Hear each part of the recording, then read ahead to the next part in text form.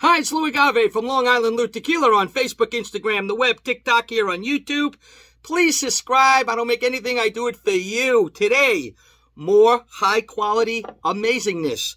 The new Montagave. This is the Blanco that's rested in wine Bordeaux barrels, coming out of that amazing distillery, Cashcoin, NAM 1123 in the Valley in El Arnal, with the Chava and the Salvador Rosales and the whole group. They make amazing products, okay? We got the old one. We got Lot 1. So Lot 1, that was called Lot 172, actually. And if you look on the back through the label, you might be able to see it. I'm not sure. And the new guy is the new batch. And that's the Lot 237. And that's back there somewhere, too. So now, I'm going to tell you about Lot 237. Lot 237, I don't want to hear anything about price, guys. It's up to you. You do what you want. But this is limited, okay? You know, we're having discussions on what limited is. This is limited. I'll tell you why. They made 1,422 bottles. End of story. That's it. For anywhere. Made one time. John and Lucy Melvin are the owners. John was telling me, as far as he's concerned, this was an experimental run they did. They ended up making it, and he said it'll never be made again. This is it. So that's it. There's only going to be 237 cases. 1422 bottles, all right? So it's about 75 a pop on their own website, montagave.com. That's where you're going to find it. So what they did here is from the original, which was amazing. I reviewed it. Go back and look at it, guys, on my social media here, Long Island Tequila. You'll see that I loved it. Okay, so the original, you might say, was really fruity and floral. It had like berries in it and all kinds of stuff like that. So these were rested, you know, in those wine Bordeaux barrels that I talked about originally, right? So when they made this batch, the second guy, okay, it's lighter in color. As you could probably see from the bottle here, you could see the color difference. There is a difference in color, okay? So the old one had a darker color, more of a pink, richer color, because the wine barrels were fresher. There was more wine coming off of it, you know, notes, barrel notes of wine. This guy they picked 5 of their favorite barrels from this batch. They used the same barrels, but they picked 5 barrels from here. They were their favorite Grand Cru Bordeaux barrels, all right? So after they picked the 5 of them, they knew that the barrels were somewhat played out after the first run. They were going to give off like half of the presence of wine that this guy did. So they decided to rest those 5 favorite barrels. They twice as long. So they rested them now for a good amount of time, all right? So they're rested for 57 to 58 days, but in the same barrels as this guy. So it came out lighter, and it's going to have less wine presence, I'm told. And a lot of people like that. You know, a lot of the Agave guys, they really like that, okay? So, you know, this is all Valley Agave, both of them, 72-hour brick oven, Cashcoin method, roller milling, stainless steel open air fermentation without fibers, double distilled in stainless steel with copper coil. So, like I said, the new guy now, the Lot 237, rested for 57 to 58 days in those 5 barrels, which only have half as much wine presence as the original one did, but it's rested twice as long. Deep well water, rested in stainless steel, no additives ever, and they use what they call fresh from the still. The Blanco's fresh from the still. So John was telling me that's basically just means that it was new Blanco coming right out of the still, and then it was rested in stainless steel to proof it down to 82 proof, because this is a higher proof. It's slightly overproofed. It's 82 proof. All right. So what I'm going to do is on my first batch, I gave it an 89, and I really like this a lot. So I'm going to see what I come in with this guy, and we're going to check it out. All right. So just for the hell of it, we'll do a little comparison at the end. I'm going to pour some of that first lot. Okay. We're going to put that right there.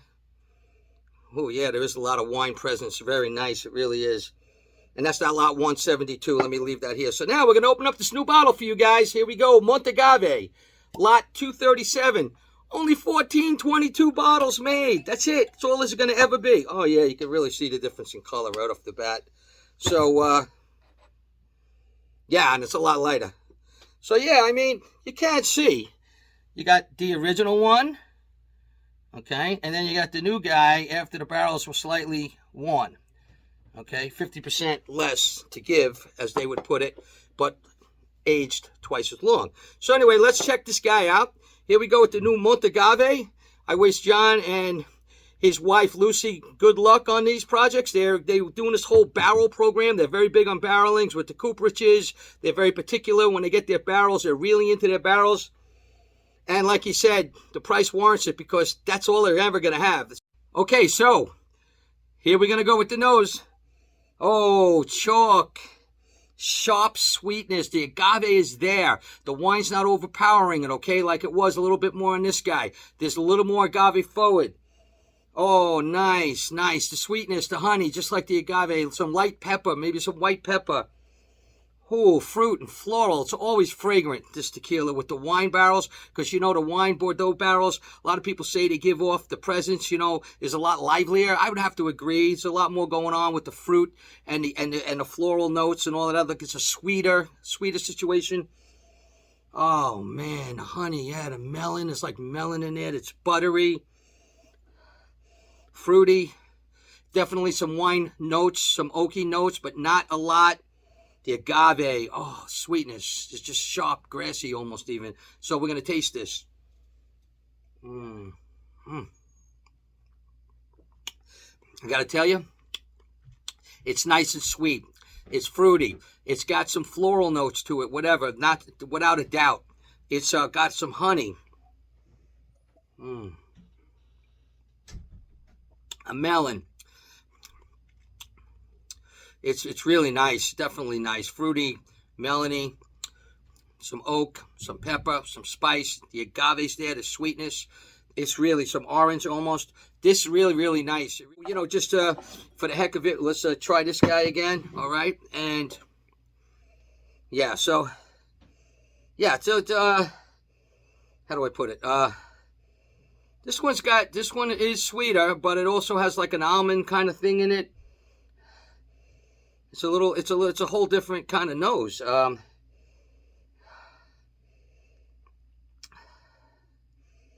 The first one, like I say, it had some berries like in it. It was floral, fruity, but a little bit more earthy, gritty.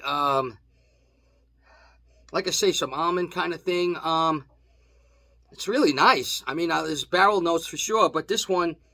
Yeah, so you see, this one is more orange, more citrus, more honey, more butter, even melon. You know what? Yeah, this is a little musty, just a little bit. A little more wine presence, I guess you could say. It's definitely darker. I like the new batch 237 a lot better. So I'm going to go to like a 91 on this guy now. So this is definitely my preference. I love it. I really love it. When I taste the original,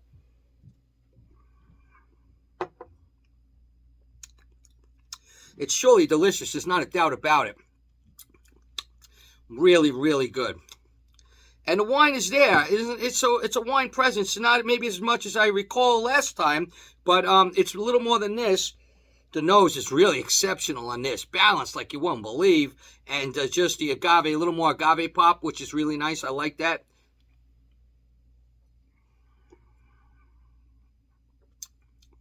This is fantastic. This is at least a 91. Really, John, Lucy, Chava, and, you know, Dad, Salvador, congratulations. This is really phenomenal. I like it. The color's not too dark at all. There obviously no additives. They use their 5 favorite barrels. The extra aging in the more worn barrels seem to be the trick with this, in my opinion. This is phenomenal. This is delicious. Guys, check it out. Very limited edition. Lot 237, Montagave, the Heritage Edition, Blanco, rested in Bordeaux, wine barrels. Phenomenal.